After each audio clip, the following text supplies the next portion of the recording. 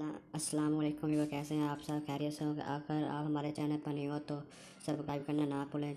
चलो अब हम चलते हैं अपने टॉपिक की तरफ। आज का सवाल नंबर है पाकिस्तान जनरल नॉलेज। सवाल नंबर है 1। और कौन सी ऐसा बैग है जिसमें कोई चीज़ रख सकते हैं?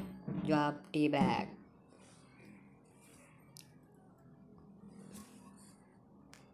Pakistan general knowledge.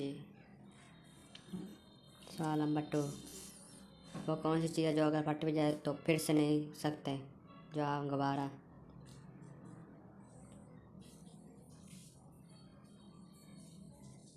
सवाल नंबर 3। एक आदमी के चीख को तोड़ तोड़ खुश होता है, मज़ा करता है। जवाब रिकॉर्ड।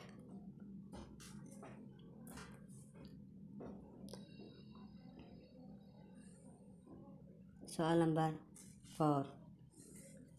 क्या आप बता सकते हैं दुनिया में सबसे ज़्यादा पैसा किस मुल्क से पास है? जवाब चाइना।